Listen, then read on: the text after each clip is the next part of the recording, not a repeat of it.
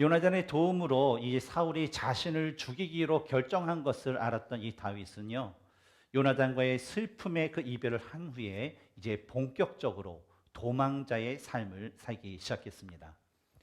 그런데 오늘 본문에 나오는 다윗의 여정을 보면 다윗이 먼저 피신한 곳이 1절에 나오는 노비라는 곳이고, 바로 그 다음으로 간 곳이 10절에 나오는 가드라는 성읍인 것을 볼 수가 있습니다. 이 노비라는 그 성읍은요, 과거에 이 블레셋과의 전쟁에서 하나님의 그 법궤를 빼앗기고 성막이 있었던 그 실로라는 성읍이 파괴가 되자 제사장들이 이 노비라는 곳에 모여서 그 다음서부터 이 놉은 제사장의 그 성읍이 된 곳이었습니다. 그리고 다윗이 이 놉을 거쳐서 다음으로 간 곳이 이 가드라는 그런 성읍인데, 우리가 이전에 우리가 블레셋과의 그 전쟁에서 나눴듯이 이 가드라는 것은 블레셋을 이루는 그 5대 도시 중에 하나로, 또 우리가 너무나도 잘 알고 있는 이 골리앗의 고향이 바로 이 가드라는 그런 성읍이었습니다. 그런데 다윗이 이렇게 사울을 피하여 처음 도망한 곳이 노비였고 그 다음이 가드였다라는 것을 볼 때에, 우리는 오늘 본문에 나오는 다윗의 그 현재 모습이 아주 신앙적으로 침체가 되어서 그가 하나님을 바라보고 하나님에 대한 그 믿음이 아닌 바로 자신에게 주어진 상황에 의해서 행동하고 있음을 우리는 알 수가 있습니다. 왜냐하면 다윗이 도망을 하여 처음으로 노백한 이유는요, 바로 그곳에 누가 있기 때문에, 바로 대제사장이 있기 때문에, 대제사장을 통하여서 자신이 처한 상황에 대해서 하나님, 도대체 나에게 이런 상황을 왜 주셨습니까? 하나님, 나에게 주신 이 상황 가운데 하나님의 뜻은 무엇입니까? 라는 것을 알기를 원해서 그곳에 간 거였고, 그 다음으로 가드에 간 것은 자신을 추격해오는 이 사울이 더 이상 따라올 수 없는 곳, 바로 이스라엘의 적대국인 이 블레셋의 그 사울을 피하기 위해서 갔던 것이었습니다. 그러나 그가 하나님의 방법이 아닌 바로 세상의 방법으로 자신의 위기를 극복하고자 하였을 때에 오늘 본문에서 그에게 더 큰 위기가 그에게 주어진 것을 볼 수가 있습니다. 바로 본문의 11절에 나오는 그런 상황처럼 말이죠. 우리 같이 한번 읽어볼까요? 시작.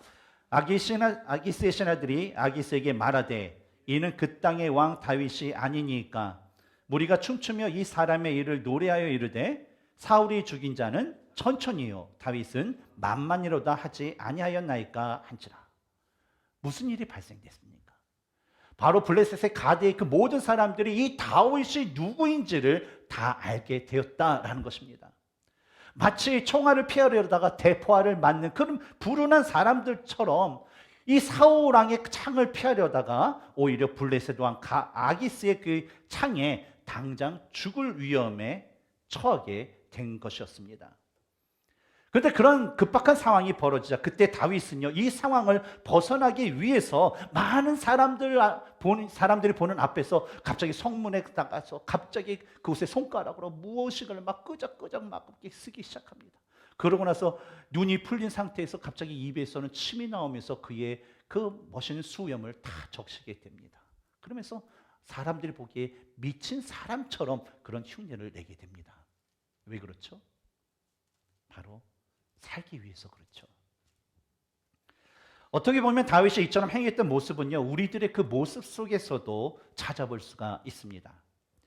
우리도 우리에게 어려움이 생기면요, 우리는 하나님께 기도해야 되고 하나님께서 나에게 주신 상황 가운데 도대체 어떤 계획과 뜻이 있는지를 물어보아야 된다라는 것을 우리는 알고 있습니다. 그러나 때때로 우리에게 닥쳐오는 그런 고난으로 인하여서 우리는요, 하나님의 뜻을 찾기보다는 이 세상의 방법으로 그것을 어떻게든 빨리 모면하려고 하는 그런 모습이 우리에게 있기 때문입니다. 우리는 이러한 다윗의 도피 행각을 통해서 하나님의 사람들은요, 위기 순간에 하나님의 뜻을 구하면 구원이 그들에게 주어지지만 위기 순간을 세상의 그 방법으로 극복하려고 할 때에 그에게는 더 큰 위기와 더 큰 그 수치심이 주어진다라는 것을 우리는 알아야 할 것입니다. 따라서 만약에 우리에게 그런 위기 순간이 우리에게 닥쳐온다면 우리는 어떠한 모습을 가져야겠습니까? 이거 두말할 거 없이 바로 하나님의 뜻이 무엇인지, 하나님 이 상황 가운데 하나님의 계획은 무엇입니까? 라는 것을 구하는 모습을 가져야 할 것입니다. 오늘 본문에 나오는 다윗의 모습을 보면요, 영적으로 침체되어서 그가 하나님의 뜻을 따르기보다는 이 세상의 방법을 따르는 모습을 보여주고 있습니다. 그러나 이 시간에는 하나님께서 그럼에도 불구하고 이끄시는 다윗이 이 아히멜렉을 만나 그에게 구한 두 가지의 그 모습을 통하여서 우리가 마주치는 위기의 순간에 우리는 과연 하나님께 무엇을 구해야 되는가를 우리가 함께 알아보고, 우리와 함께 하실 하나님에 대한 소망을 다시 한번 우리들의 마음 가운데 새기는 귀한 은혜의 시간이 되기를 주님의 이름으로 축원합니다. 그렇다면 첫 번째로 우리가 하나님 앞에 구해야 할 것은 어떤 모습일까요? 바로 하나님의 자비를 구하는 삶을 살아야 합니다. 다윗 노베에서 만난 아히멜렉은요, 엘리, 비느하스, 아히두으로 이어지는 바로 엘리 대제사장의 증손으로 바로 현재 이스라엘 대제사장이었던 사람이 바로 이 아히멜렉이라는 사람이었습니다. 사울 피해 노브로 간 다윗은요, 그곳에서 이 대제사장 아히멜렉을 만나게 됩니다. 근데 1절을 보면 갑작스럽게 방문한 이 다윗을 보고 아히멜렉이 떨면서, 아니 어짜여서 자네 혼자 함께하는 사람이 아무도 없이 이렇게 왔습니까? 라고 묻게 됩니다. 왜냐하면 사울의 그 천부장이자 사위 다윗이요, 아무런 기별 없이 갑자기 나타난 것도 놀라운데 왜 갑자기 다윗이 자기가 있는 이곳에 그것도 혼자 왔을까라는 그 생각에 불길한 예감이 그에게 가득 찼기 때문이에요. 그런데 우리가 다음 주에 나눌 22장을 보면 아니나 다를까, 이 아히멜렉이 이 다윗을 지금 영접했다는 이유로요, 아히멜렉을 비롯하여서 그 노베에 살던 모든 제사장들, 또 그곳에 살던 모든 사람들이 바로 사울의 그 칼에 의해서 처참하게 살해를 당하는 일이 발생하게 됩니다. 우리는 이 이야기를 다음 주에 더 자세하게 나눌 것입니다. 다시 우리 본문으로 돌아와 2절을 보면요, 아히멜렉의 그 질문에 다윗은 왕이 내게 이 일을 명령하고 이르시기를, 내가 너를 보내는 것과 내게 명령한 일은 아무것도 사람에게 알리지 말라 하시기로 내가 나의 소년들을 이러이러한 곳으로 오라고 말하였나이다 라고 대답을 합니다. 무엇입니까? 바로 다윗은요, 지금 자신이 사울 왕의 아주 특명을 받아서 특수 임무를 하고 있다라고 거짓말을 하는 거예요. 그러고 나서 다른 장소에서 자신들의 그 수하들과 만날 것이다 라고 말한 것입니다. 근데 이 대목에서 분명히 다윗이 아히멜렉에게 거짓말을 하고 있는데, 근데 그가 2절 마지막에 했던 오라고 말하였나이다 라는 그 말을 보면 그가 단지 혼자가 아니라는 것을 알 수가 있습니다. 왜냐하면 그 말에는 내가 알게 만들었다, 내가 누군가에게 무엇인가를 알게 만들었다라는 그 의미를 담고 있기 때문입니다. 즉 무엇이냐면, 다윗이 요나단과 헤어진 다음에 자신이 거느리고 있던 그 부하 중에서 아주 자신을 총애하고 자신을 따르는 그 수하들에게 이미 내가 이제 도피를 할 것이니까 어느 지역에 어디에서 우리 같이 만나자라는 것을 바로 연통을 넣어서 약속을 했다라는 것입니다. 이에 대한 근거를 성경에서 우리가 찾을 수 있는데요, 가장 대표적인 것이 본문의 사건이 언급된 예수님의 말씀인 마태복음 12장 3절과 4절에서 우리는 찾아볼 수 있습니다. 같이 읽어볼까요? 시작.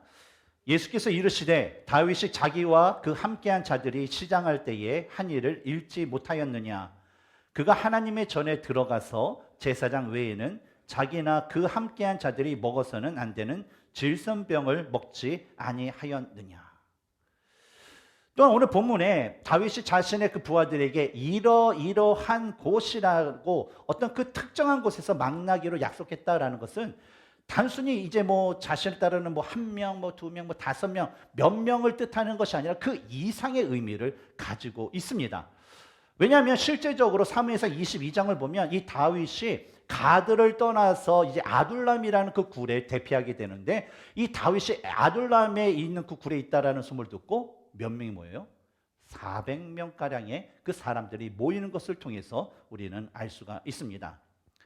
그러나 다윗이 자신의 측근 몇 명과 함께 이 도망하였음에도 불구하고 아히멜렉이 혼자 나타난 것은 이 아히멜렉이 제사장과 단독으로 좀 은밀한 그 이야기, 대화를 나누고 싶었기 때문이었습니다. 이에 대한 내용을 찾아보면 오늘 7절에 나오는 이 도액이라는 그 자가 있습니다.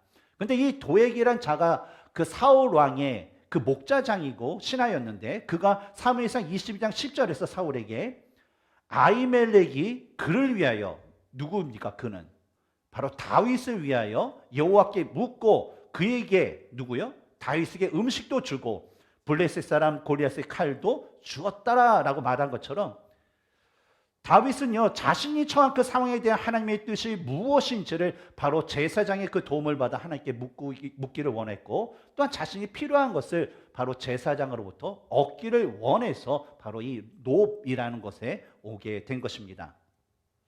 그래서 이 아히멜렉과 함께 하나님께 기도한 후에 이 다윗은요 3절에서 이제 당신의 수중에 무엇이 있나이까? 떡 5덩이나 무엇이나 있는 대로 내 손에 주소서 하니라고 이 아히멜렉 대제사장에게 좀 먹을 것 좀 주세요 라고 묻게 됩니다. 그러자 4절 전반부에 그는 보통 떡은 내 수중에 없으나 거룩한 떡은 있나니 라고 말하는데, 바로 여기서 말하는 이 거룩한 떡이라는 것은 바로 우리 성소의 그 떡상 위에 하나님께 드리기 위해 예비했던 바로 진설병을 가리킵니다. 이어서 말하기를 그 소년들이 누구죠? 바로 다윗과 다윗을 따르는 그 수하들이 여자를 가까이만 하지 아니하였으면 주리라 라고 말을 합니다. 뭘 줘요? 진설병을 준다라는 거예요.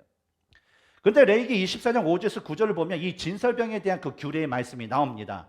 근데 그 규례에 따르면 이 진설병은 매주 그 안식일이 되면 7일마다 이 새로운 그 떡을 준비합니다.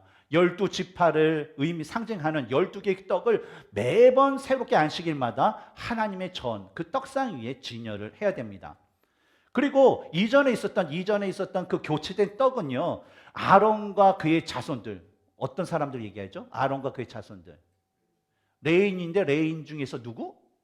바로 제사장 그룹들만 이것을 먹을 수 있었고, 또 그들이 거룩한 장소에서만 이 진설병, 교체되어 나온 이 진설병을 먹도록 되어 있었습니다. 근데 사실 이 다윗이 3절에서 아히멜렉에게 아니 당신의 수중에 좀 무엇이 있습니까? 라고 말한 것은요, 그냥 아히멜렉의 평상시에 그 먹는 좀 남겨둔 음식이 좀 있으면 달라라는 거예요. 그것이 바로 일반적인 떡이 있으면 좀 배고프니까 그것을 주세요라는 그런 의미였습니다.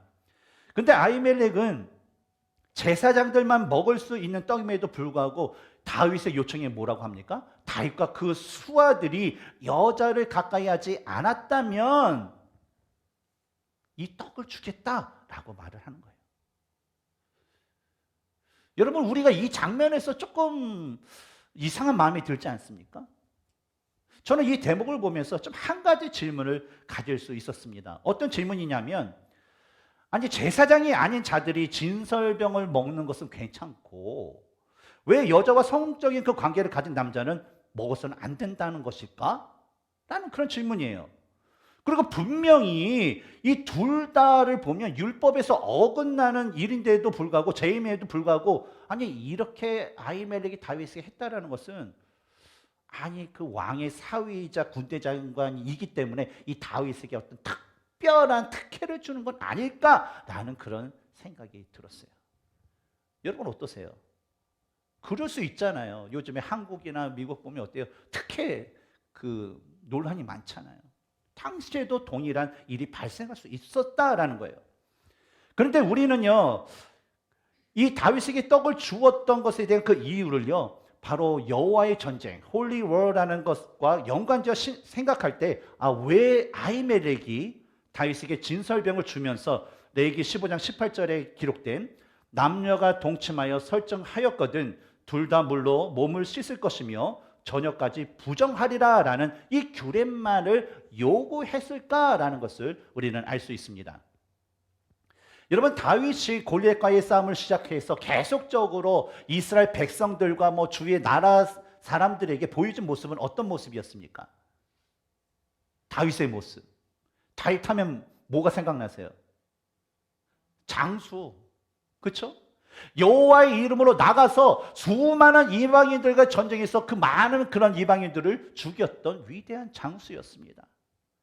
마찬가지로 현재 이 아히멜렉에게도 이 다윗은요, 다윗이 말했던 어떤 왕의 특명을 받아서 특수 임무를 한다는 것도 다윗이 지금도 그 거룩한 하나님의 전쟁을 하고 있는 것이구나라고 생각을 하게 만들었다라는 거예요.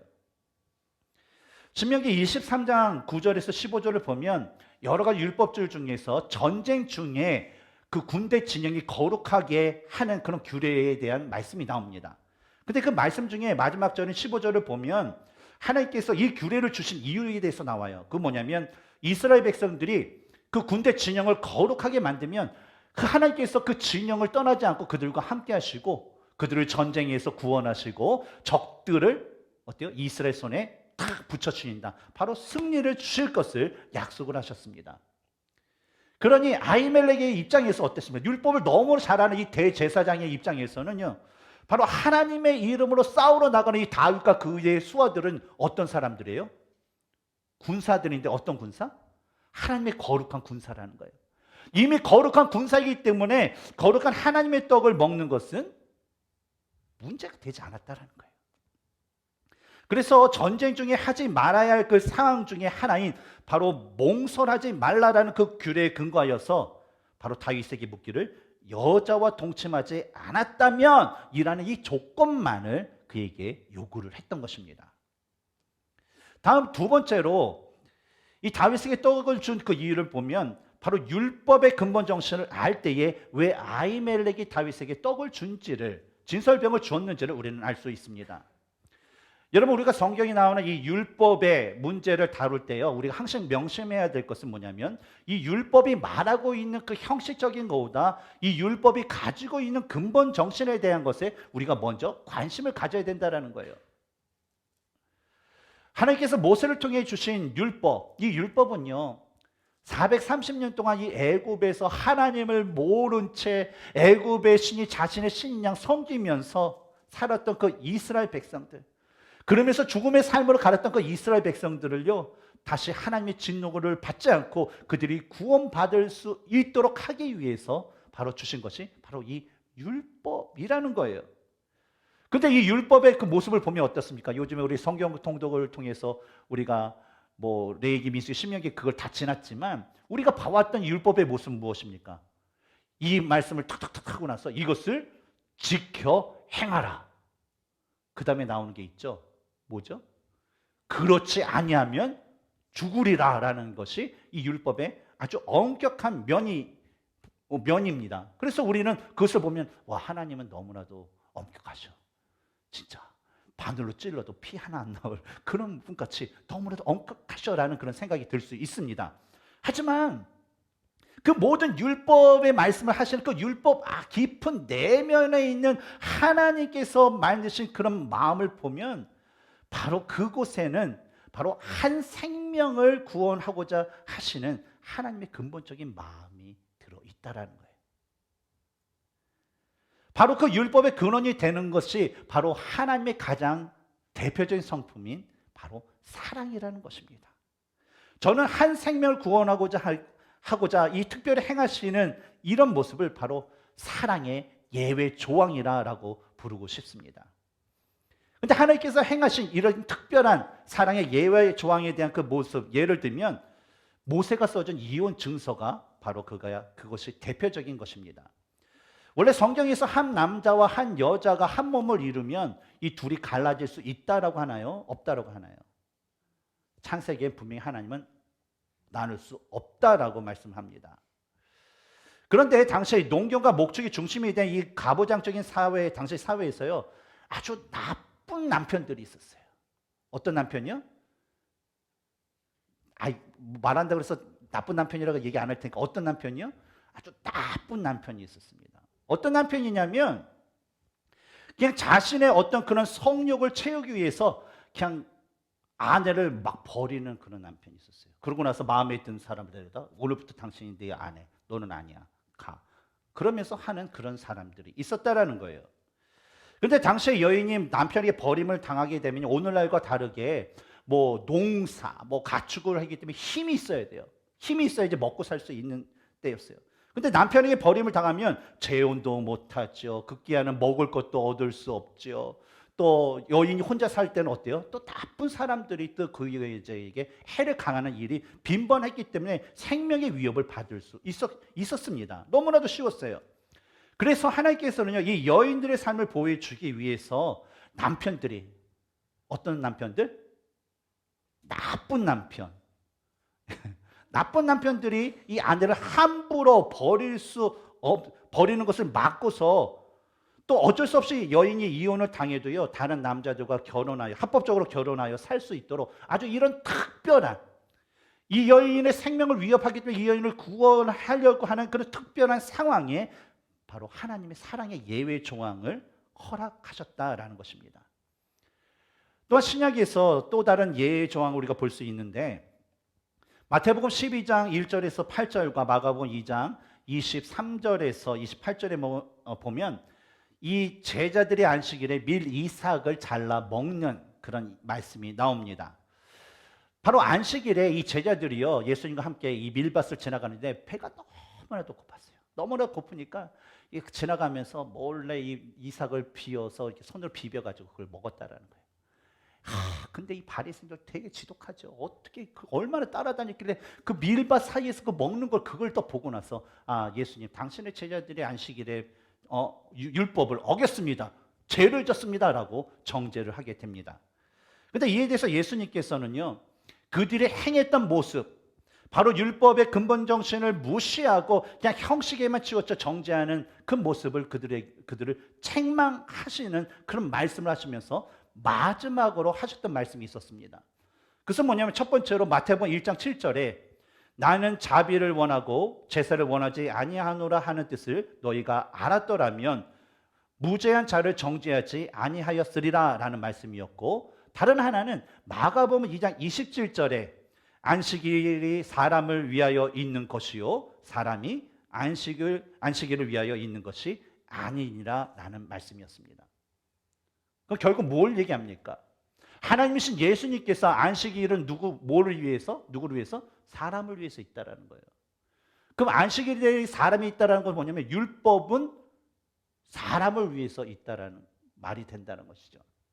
이와 같이 아히멜렉은요, 이러한 율법의 근본 정신을 지키는 차원에서 그냥 며칠 동안 어때요? 적어도 3일 동안 이 굶주려서 이 노까지 달려온 이 다윗과 그 수하들에게 이 진설병을요, 그들을 살리기 위해서 율법의 근본 정신에 근거하여서 그들에게 바로 이 진설병이라는 것을 주었던 것입니다.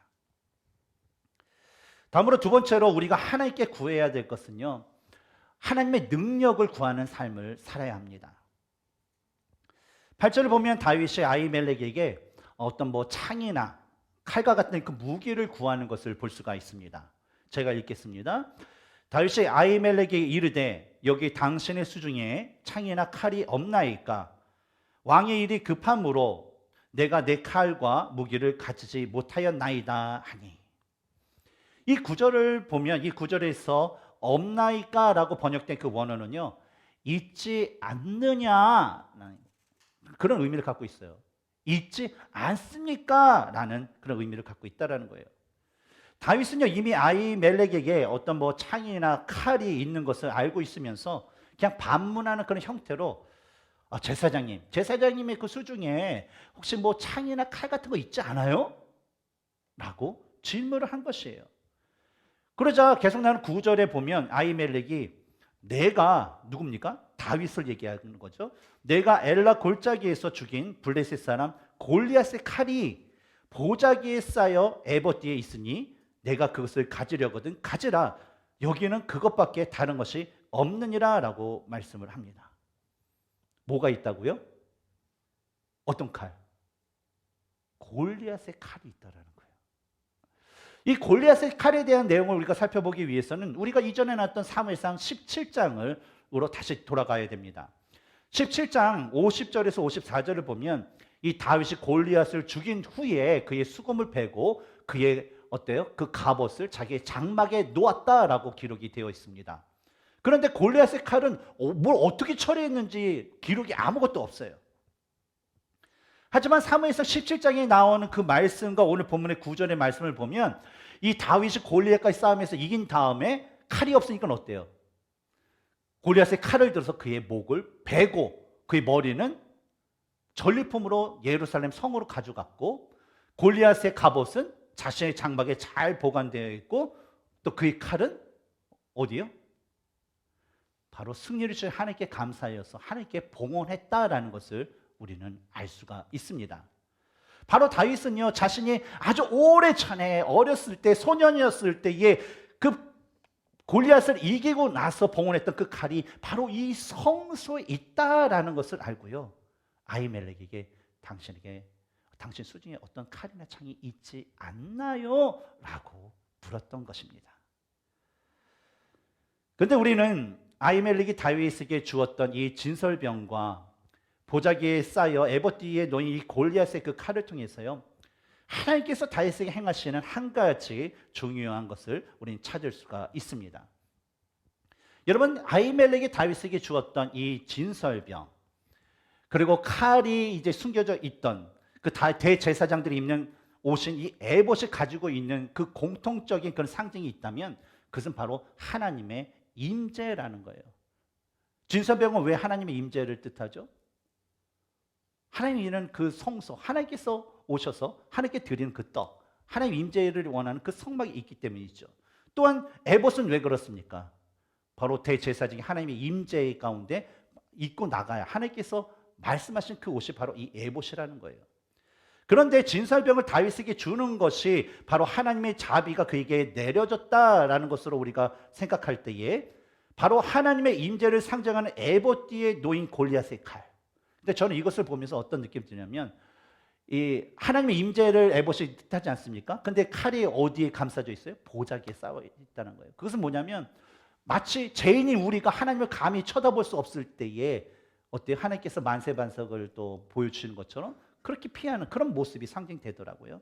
하여간 이 골리앗의 칼이 다윗에게 주어졌다라는 것은 바로 하나님의 능력이 다윗에게 주어진 하나님의 은혜라는 것을 우리는 알 수가 있습니다. 여러분, 골리앗의 칼, 이 칼은 예전에 어떤 칼이었습니까? 어떤 상징물이었었죠? 골리앗의 칼. 이것은 하나님을 대적하는 그런 대표적인 상징물이었습니다.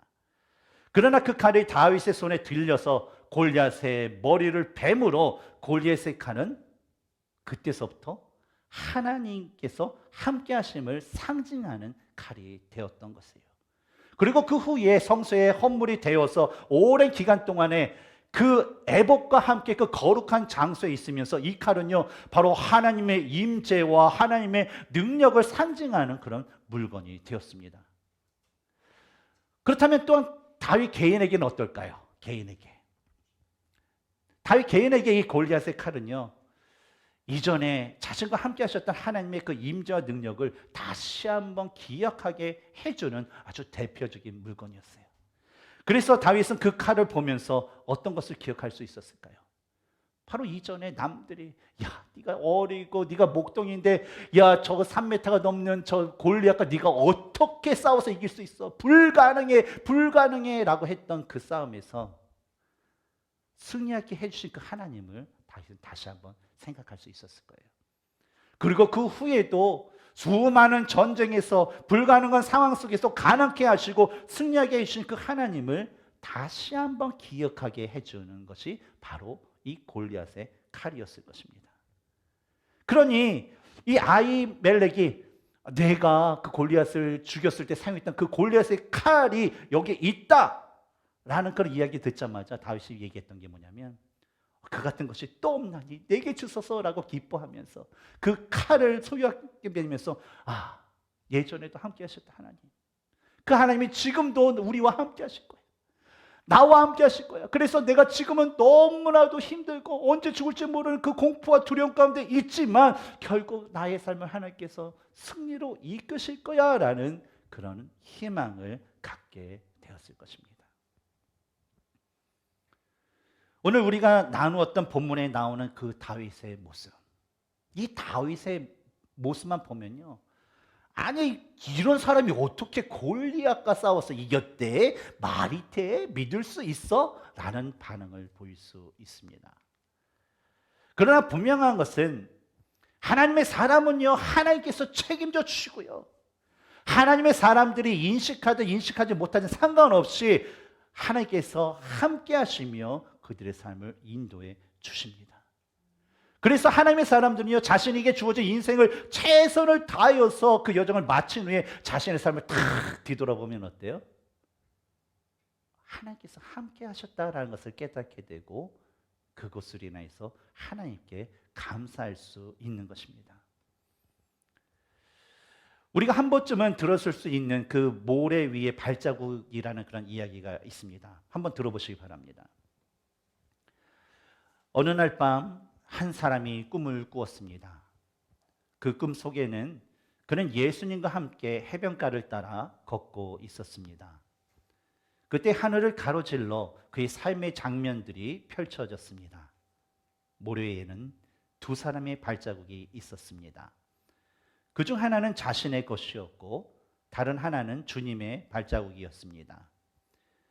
그의 삶의 마지막 장면에 이르렀을 때에 모래 위에 새겨진 발자국들을 되돌아보던 그는 그의 삶의 여정 속에서 오랜 기간 동안 오직 한 사람의 발자국만이 있는 것을 보았습니다. 그런데 그 기간은 그의 삶에서 가장 절망적이고 슬펐던 시간이었음을 알게 되었습니다. 그것은 참으로 그를 괴롭게 했습니다. 그는 주님께 물어보았습니다. 주님, 제가 주님을 따르면 항상 저와 함께 해주시겠다고 말씀하시지 않으셨습니까? 주님은 언제나 저와 동행하셨습니다. 그러나 어찌된 일입니까? 왜 제가 주님을 가장 필요로 할 때에 주님께서는 저를 떠나셨는지를 이해할 수가 없습니다. 주님께서 말씀하셨습니다.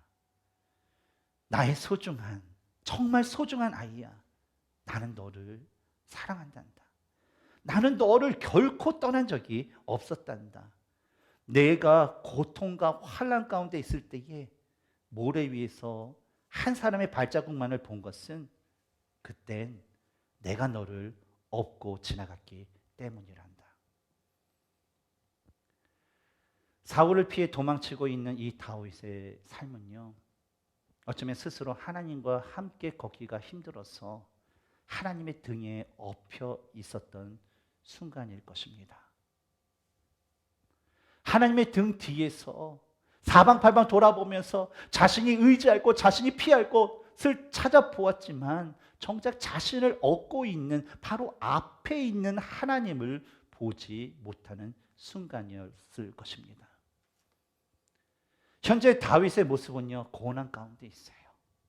그리고 신앙적으로도 아주 침체되어 낙심 가운데 있습니다. 그러나 그럼에도 불구하고 하나님은요, 그 순간에도 다윗을 업고 그가 걸어가야 할 길을 함께 걸어주셨습니다.